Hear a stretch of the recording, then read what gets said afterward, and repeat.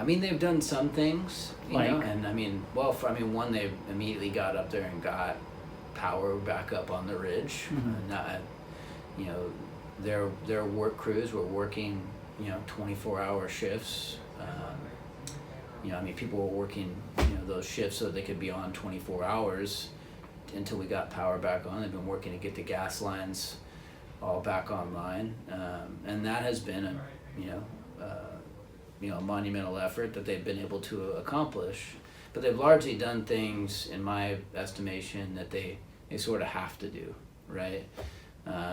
They haven't necessarily committed to doing the things that I think they should do. Largely, like, they had outdated infrastructure, it sparked, and those sparks fell on a fuel load that's built up in our forests, and that was what caused this fire. So I think they have some responsibility to help this community get back on its feet. And I just, to date, haven't really seen the kind of commitment that I think is warranted to do that.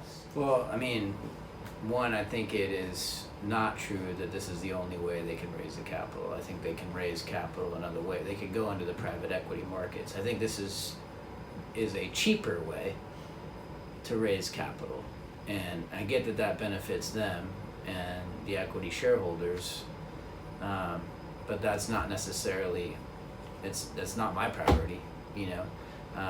I think as far as victims getting paid, we accomplish that through 1054 by requiring them, if they want to take advantage of this liability fund, which we know they do, if they want to take advantage of that fund, they have to come out of bankruptcy and reach agreement with victims by January or June 30th of next year. So that is really what I think leverages and makes sure that our victims are going to get paid and compensated out of this bankruptcy. It's not really the equity bonds that do that. I mean, I think at the end of the day, it needs to be proven to me that somehow this is going to be better for victims. You can't just say that it's so. I think that needs to be really shown. And then again, I think the primary motivation is an internal struggle between them and the bondholders, the debt holders. And you know, I don't know, you know, why we should necessarily weigh in on that unless it really truly is something that can help victims, and that this company is going to do right here. As I said, hey, look, I haven't felt like the company has really stepped up to the plate in the way that I think they should have. And it was really our first opportunity to sit down one-on-one. And I said, look, I think that we need a better line of communication with the company and understanding what you guys are going to do to help us recover. We had a good initial conversation, but again, like, there's still nothing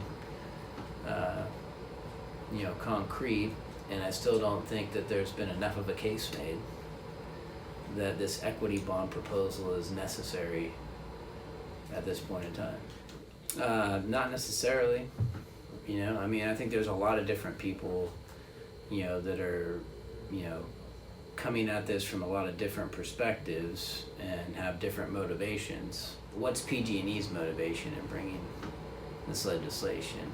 It helps them ward off a takeover by the bondholders. That's what it is to them.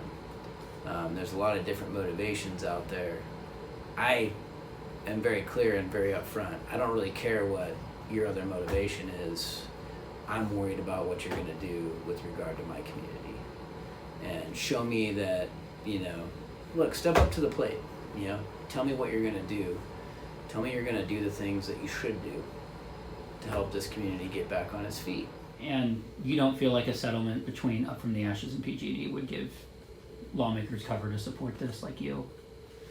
I think that, I mean, they represent one group, right? I mean, they don't represent all victims, you know, and so it's kind of like, you know, and that's one of the problems around here is, like, there's a bunch of different groups that kind of say, hey, we represent, you know, this group, but they don't represent everybody, right?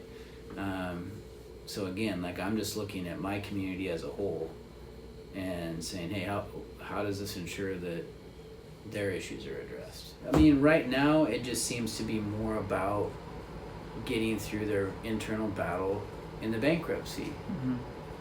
That seems to be the primary benefit of this bill. I don't see how it necessarily benefits the people that I care about, which is people who've been devastated by the campfire and people who are ratepayers in PG&E who don't have any other choice and could see their rates go up even more. We already know they're being proposed to go up even more right now. So I just need to see a whole lot more of a showing of evidence